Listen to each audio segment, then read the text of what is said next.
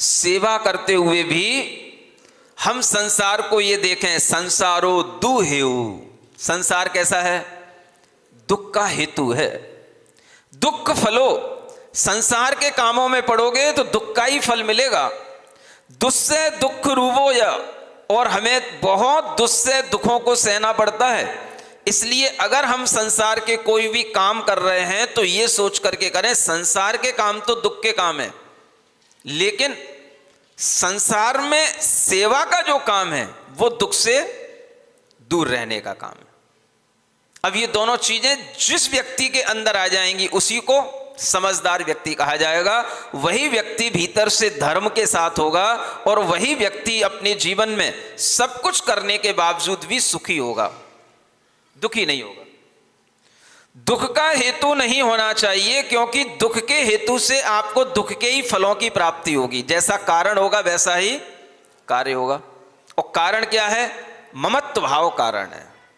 जिस चीज में आपने अपना ज्यादा अटैचमेंट कर लिया, आप ज्यादा ममता भाव के साथ जुड़ गए। सेवा भाव में ममता नहीं होती है, ममता के साथ सेवा हो सकती है, लेकिन सेवा भाव में ममत्व नहीं होता है।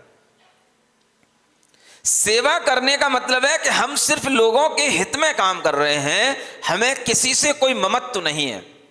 और ये अगर ममत्व नहीं होगा तो आपको संसार के दुखों के हेतुओं में रह करके भी आपको दुख नहीं मिलेगा, क्योंकि आपकी दृष्टि कहां होगी? भगवान पर होगी या भगवान के सुखों पर होगी। अगर आपका अपनी सेवा से भी स्नेह हो गया तो वह सेवा भी आपको दुख देने लग जाएगी। सेवा से भी स्नेह नहीं, स्नेह किससे?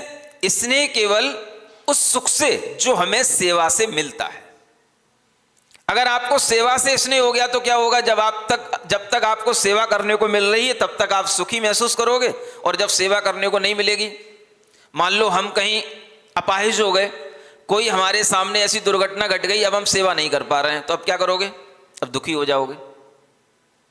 तो सेवा से सुख नहीं, आपको जो सेवा करने के भाव में अगर स्नेह है तो स्नेह से आपको वह दुख अगर मिल रहा है तो आपको सोच लेना चाहिए वह स्नेह भी हमारे लिए दुख का कारण है।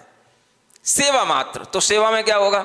जब तक हमें करने की योग्यता है हम कर रहे हैं, और जब नहीं करने की योग्यता होगी तो हम प्रभु भजन करेंगे। अनंत सुख में, अनंत सुख का जो स्थान है मोक्ष, उसमें अपना मन लगाएंगे। हमें संसार के किसी भी प्राणी से कोई प्रयोजन नहीं।